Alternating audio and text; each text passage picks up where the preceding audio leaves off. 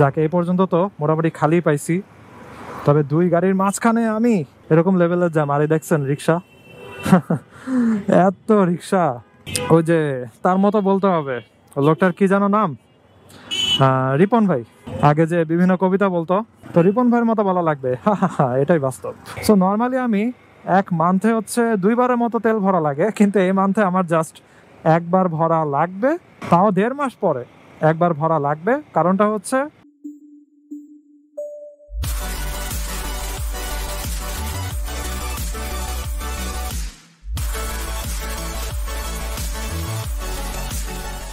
এই what is up.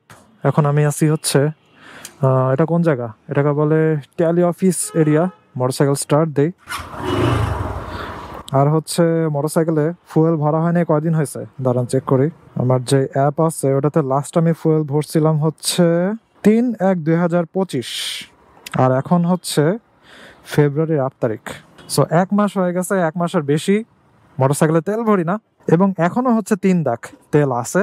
ইমার্জেন্সিতে কত কে জানে, আমি ওটার ব্যাপারে শিওরলি বলতে পারি না। এক্স ব্লেডে মেবি 2.2 লিটার এরকম থাকে রিজার্ভে। যাই হোক, যাওয়া শুরু করি। এখন আমি যাব অনেক দূরে, হাতে ঝিলের দিকে যাব। সো কেন এত দিনেও আমার তেল ভরা লাগলো না, দেখেন রাস্তার কি অবস্থা। E2 দিয়ে এখান দিয়ে মানুষ চলবে কেমনে? মোটরসাইকেল যদি ওটার উপর দিয়ে যায় শিওর পড়ে যাবে। গাড়ি হয়তো চলতে পারবে, তাও টায়ারের অবস্থা একদম ভাঙ্গাচোর অবস্থা হয়ে যাবে। টায়ারে বিভিন্ন জায়গাতে কেটেও যেতে পারে ইটের খোয়াগুলোর কারণে। সো 1 মাস তেল ভরা লাগে নাই, এমন না যে অনেক মাইলেজ পাওয়া যাইতেছে এরকম। যদিও এক্স ব্লেডের মাইলেজ অবশ্যই ভালো, তবে রিসেন্ট মাইলেজের ব্যাপারে আমি শিওরলি বলতে পারবো না।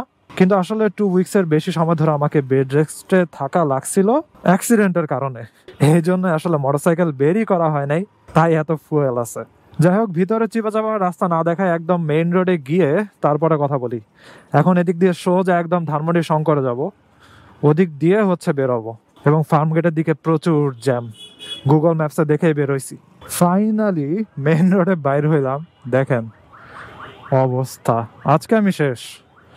এবং আজকে ভাবছিলাম আমি তেল ভরতে যাব, কিন্তু এত জ্যাম, আসলে যাওয়ার কোনো সুযোগ নাই। আমার 4:15টার মধ্যে যাওয়ার কথা হাতের ঝিলের ওদিকে, মোটরসাইকেলে ঘুরেতে অলরেডি 4:03 বাজে, এবং ফার্ম গেটেও প্রচুর জ্যাম। সো তেল ভরতে যাওয়ার আশা এখানেই মাটি দেওয়া লাগবে। সো এখন বসে বসে জ্যাম ঠেলবো আর কি। একটু খালি রাস্তায় গিয়ে আবার ক্যামেরা অন করি। অল রাইট, ফাইনালি হচ্ছে একটু খোলা জায়গায় বেরোইছি। প্রচুর জ্যাম আজকে। আমি জানি না শনিবারের দিনে আবার কিসের জ্যাম লাগলো, কোথাও আবার কোনো আন্দোলন শুরু হয়েছে নাকি কে জানে। তার উপরে 32 নাম্বারের রাস্তা তো মনে হয় আবার বন্ধ, কারণ 32 নাম্বারে হচ্ছে বাড়ি তো ভাঙচুর হয়েছেই, সবাই জানে, সব জায়গাতে নিউজ হয়েছে। তো ওই জায়গার রাস্তা হয়তো আজকে খোলা পাবো না, অথবা রাতেও খোলা পাবো না। আবার শুনছি ধানমন্ডির আরেকটা বাড়িতেও নাকি ঝামেলা হয়েছে, 5 নাম্বারে মনে হয় ওইটা। তো দেশের বিভিন্ন জায়গাতে বিভিন্ন ঝামেলা চলতেছে, এবং কিছু জিনিস হচ্ছে মনে করেন বিভিন্ন পলিটিক্যাল কারণে, আবার কিছু জিনিস হচ্ছে ক্ষোভের বহিঃপ্রকাশ, আবার কিছু জিনিস আলাদা কোনো প্ল্যানিং এর কারণে হতে পারে। অনেক কিছু চলতেছে, এবং আসলে রাতের বেলা অথবা একা একা ট্রাভেল করতে ভয়ই করে, কারণ কোনো রাস্তাই এখন আর সেফ না। মোটরসাইকেলওয়ালারে ধরে হচ্ছে ছিনতাই করতেছে, তারপরে সিএনজি ওয়ালাদেরকে ধরতেছে, রিক্সা থেকে নামায় নিয়ে ছিনতাই করতেছে, বিভিন্ন জায়গাতে বিভিন্ন ঘটনা ঘটতেছে। এজন্য আর কি সেফ লাগে না এখন আর। তারপরও একটা আশা রাখছি যে হয়তো আস্তে আস্তে দেশ ফিক্স হবে। হয়তো ফিক্স হতে অনেক টাইম লাগতে পারে, কিন্তু একদিন ফিক্স হবে। একদিন মানুষেরা শান্তিতে একা একা চলতে পারবে, মেয়েরাও হচ্ছে একা একা চলতে পারবে। এই রে, এদিকে সিএনজি আর গাড়ি লাগছে অ্যাক্সিডেন্ট, সিএনজি ওয়ালাকে থামায়া এখন ধরছে গাড়িওয়ালা। যাক, ফাইনালি মানিক মে এভিনিউতে ঢুকলাম। এখন অল্প দূর একটু জ্যাম ছাড়া কাটাইতে পারবো, তারপরে আবার হচ্ছে ফার্ম গেটের জ্যাম। ওই দেখেন, বলতে না বলতেই মানিক মে এভিনিউর এদিকেই শুরু হয়ে গেছে জ্যাম। কি আর বলবো, গুগল ম্যাপসে দেখছিলাম যে ফার্ম গেটের আর কি খামার বাড়ি থেকে ফার্ম গেট পর্যন্ত পুরোটাই হচ্ছে জ্যাম। তো এখন হচ্ছে এখানেও দেখতেছি ওয়াও, পুরাই ওয়াও। তার উপরে লাগতেছে অনেক গরম, কারণ যেহেতু বাসা যাবো অনেক রাতে, এজন্য হুডি মুডি সব পরে বেরোইছি। যাই হোক, জ্যাম থেকে বের হই, দেখি কোনো রাস্তা পাই নাকি খোলা, কারণ জ্যামের ভিডিও দেখাইতে আমারও বিরক্ত লাগে, আর জ্যামের ভিডিও দেখতেও বিরক্ত লাগে। সেই জন্য আমি জ্যামের মধ্যে বসে বসে কোনো রেকর্ড করি না। ওই জিক্সার ওয়ালার তো তা কিছু বললাম না। ওরে জ্যাম রে, ডান সাইড তো পুরাই শেষ, পুরাই ব্লকড। যাক, একটু খালি রাস্তা পাইলাম, লেটস গো। ওয়াও, সেই একটা জ্যাম পার করলাম। মোটরসাইকেলে ঘুরতে বাজে 4:15। সো 10 মিনিটসের মতো লাগছে আমার জাস্ট ধানমন্ডি 27 নম্বরের ওইখান থেকে এটুক পর্যন্ত আসতে। মনে হচ্ছে আজকে হাতিঝিল পৌঁছাইতে পৌঁছাইতে আমার অলমোস্ট 5টার মতো বেজে যাইতে পারে। দেখা যাক। যাক, এই পর্যন্ত তো মোটামুটি খালি পাইছি, তবে দুই গাড়ির মাঝখানে আমি, খুবই বিপজ্জনক, খুবই বিপজ্জনক। আমি যাবো হচ্ছে সোজা সামনে। ওকে, লেটস গেট গোয়িং। যাক, এটুক পর্যন্ত একটু শান্তিতে আসতে পারছি। এত বাজে লেভেলের একটা জ্যাম পার করলাম, একটু পরে আরেকটা আসতেছে। যাক, খামার বাড়িতে ঢুকলাম। তবে এখানে এই যে এখানে একটা স্কুল না কি জানো, এটার সামনে সিএনজি অলওয়েজ দাঁড়ায় থাকে। জায়গাটার নাম কি? Bangladesh Krishi bank, Ispahani eye hospital. Okay, let's get going. আর একটু ফাঁকা পাইলাম, এখন ফার্ম গেটটা পার করতে পারলেই হইলো। বামে ইন্ডিকেটর দিয়ে রাখছি, জানো বামে দিয়ে হচ্ছে মোটরসাইকেল ওয়ালাগুলোর সাথে বেরো যেতে পারি হালকা পাতলা। ওয়াও, বিয়ের গাড়ি। যদিও মানুষ নাই, তারা যাইতেছে মানুষ আনতে, বউ আনতে যাইতেছে। অনেকেই আমারে কমেন্ট করেন অথবা ফেসবুক পেজে জিজ্ঞাসা করেন যে এত জ্যামের মধ্যে, এত মেন্টাল প্রেশারের ভিতরে আমি কিভাবে এত কথা বলি। সো আপনারা তো দেখতেছেনই আজকের ভিডিওতে যে জ্যামের মধ্যে এবং এত গাড়ি ঘোড়ার প্রেশার, এগুলোর ভিতরে আমাকে কথা বলতে হয় এবং মাথা ঠান্ডা রেখে চিন্তা ভাবনাও করতে হয়। তারপর আবার অনেক সময় এক হাত দিয়ে চালানো লাগে, কারণ ক্যামেরা এরকম ধরে সুইচ অন করা লাগে, সুইচ অফ করা লাগে। এই সব কিছুই কিন্তু জ্যামের ভিতরে। অ্যাকচুয়ালি জিনিসটা হচ্ছে অবশ্যই আপনাকে একজন মোটামুটি এক্সপিরিয়েন্স রাইডার হইতে হবে, আর মোটরসাইকেলের ব্যালেন্সিং আপনার হাতের মধ্যে থাকা লাগবে। অর্থাৎ স্লো মুভিং মোটরসাইকেল আপনি যেন অনেক ভালো মতো ব্যালেন্স করতে পারেন। তারপরে হচ্ছে কথা বলার এক্সপিরিয়েন্স এবং কথা বলার স্কিলস। যেহেতু আমি 7 বছর ধরে উদ্ভাসে ক্লাস নেই, তো ক্লাস নিতে নিতেও আমার অনেকটা কথা বলার স্কিল হয়েছে। আগে আমি ঠিক মতো কথাই বলতে পারতাম না। ওই দেখেন মিছিল আসতেছে, এই কারণেই তাহলে এরকম জ্যাম, কে জানে। মিছিলটা আসার আগেই আমি ঢুকে যাই তাড়াতাড়ি করে।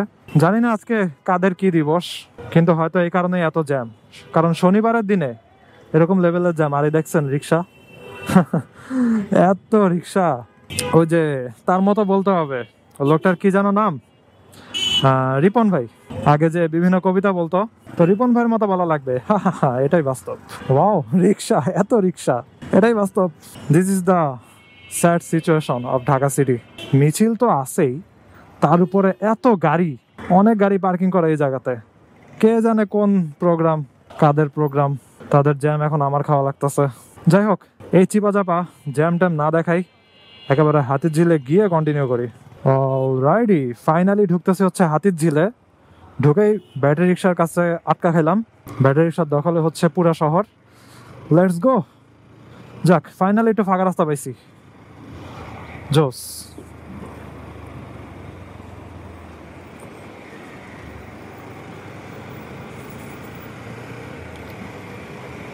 পারফেক্ট, একদম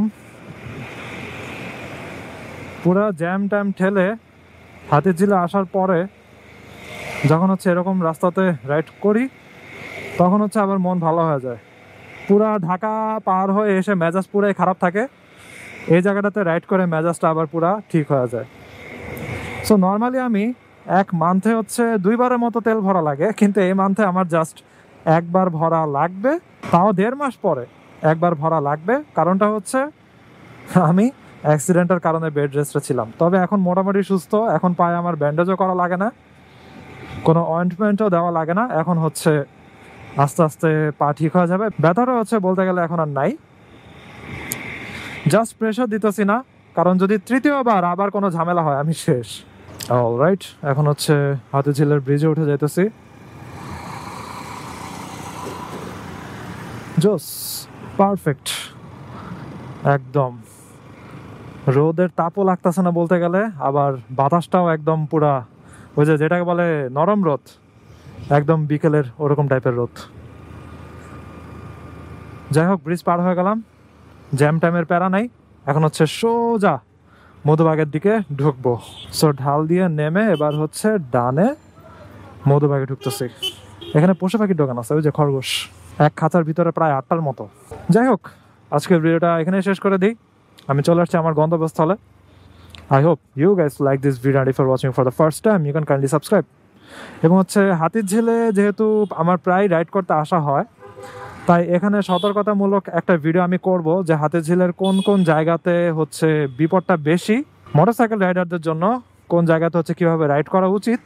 এবং যারা নতুন এখানে আসবে, অনেকে হচ্ছে ঘুরতে আসে, সো নতুন আসলে হচ্ছে এরকম রাস্তা দেখে অনেকেই অনেক হাই স্পিডে রাইড করা শুরু করে দেয় এবং হচ্ছে অনেক কিছু খেয়ালে থাকে না। সো তাদের জন্য টিপস যে নতুন আসলে কি কি ব্যাপার হচ্ছে ধৈর্য রেখে রাইড করা লাগবে। তো এরকম টাইপের একটা ভিডিও আমি করব, যেহেতু হাতিরঝিলে আমার অনেক লং টাইম রাইড করার এক্সপিরিয়েন্স আছে। প্রায় 2 বছর ধরে বলা যায় প্রত্যেক উইকেই আমি হাতিরঝিলে আসি। এখানে বিভিন্ন কাজ থাকে, আবার উদ্ভাসের ক্লাস নিতেও আসা হয় অনেক সময়। তো এই জন্য ওরকম টাইপের একটা ভিডিও করব। যাই হোক, see you in the next round. সবাই ভালো থাকেন, সাবধানে রাইড করেন, টাটা।